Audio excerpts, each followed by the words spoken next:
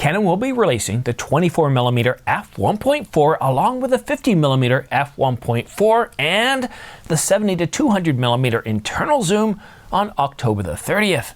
But we're now hearing that we might just get 2 more affordable lenses announced on the same date or shortly thereafter. But before we get to the details, please subscribe to this channel. It doesn't cost you anything, helps this channel grow, and keeps you up to date on the latest camera coverage. Canon USA tweeted an image stating that there would be 3 new hybrid lenses announced on October the 30th. And it's clear from the image that they're the 24mm f1.4 LVCM, 50mm f1.4 LVCM, and the 70-200mm f2.8 image stabilized USM power zoom. According to Canon rumors, we also know that 2 more lenses are either coming the same day or soon after. One of those lenses is likely the RFS 7.8mm f4 STM dual lens for spatial video that Canon announced it was developing back in June.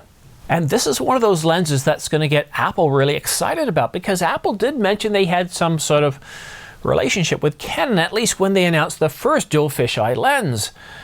This spatial lens, 7.8mm, and it's an RFS lens, well, that's definitely going to be exciting. But the one thing I find a little bit strange about this post is, well, Canon says, or Canon rumors says, that we might be getting 2 lenses, and it's going to be happening either the same day or shortly thereafter. And why I find that strange is, well, we have this tweet from Canon themselves, Canon USA, stating that 3 new hybrid lenses will be announced on October the 30th. So unless Canon's playing word games with the term hybrid, I think we're just going to see 3 lenses on October the 30th. But referring to 2 lenses, remember that we talked about 2 other lenses, or at least Canon rumors did? What is that 3rd lens? Well, this is what Canon rumors had to say about that. The 2nd lens is a bit more tricky to figure out. We do believe it is an L Super Telephoto lens, but we aren't comfortable confirming it's the RF 200-500mm f4L that we've spoken about ad nauseum for months. That is interesting. Now, from multiple sources, including Canon rumors, the 200-500mm is supposed to be coming out towards the end of November. But I reported yesterday, or I guess that's earlier this morning, but I tweeted it out yesterday. I found this out pretty early on yesterday, that Canon's moved up the date for the EOS R1 from November the 26th to November the 14th. And what that tells us is that, well, any plans to announce a 200-500mm should really coincide with that camera, because after all, the 200-500 is really aimed at the R1, or at least customers of the R1. A few people have speculated on the focal range, and what I keep telling people in the comments is expect the 200-500mm to be priced and to be fast, comparable to what the 100-300 is. Now, obviously, to be as fast as the 100-300, being 200-500, that's not going to happen. But I think we're probably going to be somewhere within the range of f2.8 to 4. A really exciting lens. And I think what's possible is that we could get the 200-500mm and this new RFS lens announced at a later date at a separate announcement. But I do admit it does sound a little strange to have 2 separate announcements on lenses back to back, separated by no more than a few weeks or even a month. It would make sense to put them all on the same day, but Canon USA themselves have said they're only releasing 3 lenses on October the 30th. What do you think? It's really interesting. Now, you might notice right now I've got some smart pre-order links for all the 3 lenses that we know Canon's going to be announcing on October the 30th. The 24mm, the 50mm f1.4 LVCM lenses, and of course the 70-200mm. Now, at this point, we don't know if we're getting 2 colors of the 70-200mm, but Canon rumors has shown photos of both. But the reason for the smart pre-order links is, well, based on Canon's apologies for not shipping products page, it currently has 12 products on there, including the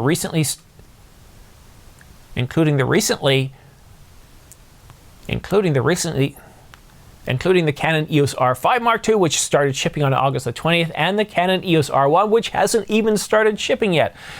So unfortunately, if you're interested in any of these lenses, what I highly recommend doing is following our live stream on October the 30th.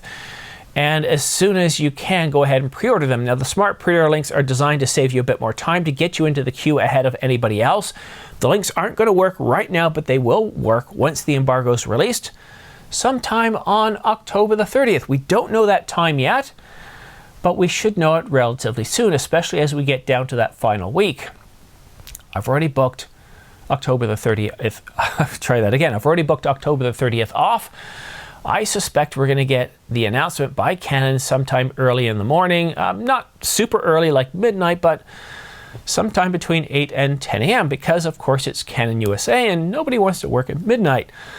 So if you do use these smart pre-order links, I could get anywhere from 2 to 5% back, and it's really what keeps the lights on, keeps this channel going. I'm pretty excited to do a live stream about it. I'm tempted to get the 70 to 200 millimeter myself. I just have to wait and see a bit more information about it and would I actually need to use that focal range for what I shoot. But back to the smart pre-order links. The best thing to do is go ahead and copy them down, bookmark them, put them in your browser, and once we do the live stream, refresh them, and then as soon as the embargo is lifted, which can happen right at the beginning of the announcement, sometime during the announcement, or right after the announcement terminates. We've seen all of those. And yeah, I will be letting you know as soon as they're available so that you can go ahead and pre-order them, because if you don't, I have a feeling it could be something like what happened to the 200 to 800 millimeter. It was on the short supply list for the better part of a year, and while people are starting to get them now, people are still waiting. Then there's the R5 Mark II. Around the world, there's supply shortages of this lens, although they are shipping, people are getting them. And of course, there's the Canon EOS R1. It hasn't even started shipping yet, and a month ago it showed up on the apologies for not shipping page from Canon Japan. So I know it's not fun, I know it's frustrating, but this is the market we're in, and if you're interested in any of these lenses, the smart pre-order link is the way to get your products ahead of anybody else, gets you further up in the queue. And I know it's absolutely frustrating. I feel your pain.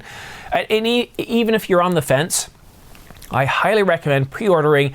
Pay attention to the shipping date, and then you can always cancel if you find out based on the reviews, or you just get second thoughts, you don't want it. But if you decide, if you're on the fence and decide you do want it and you didn't pre-order it, good luck getting it on day one.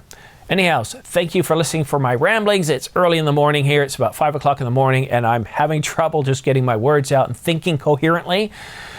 But hopefully the next video I'm about to record in about 5 minutes now will be a little bit more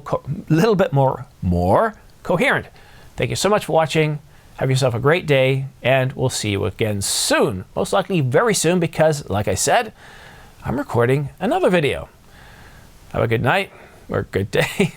Sorry, I'm going to end it now. Thanks for watching. We'll see you again soon.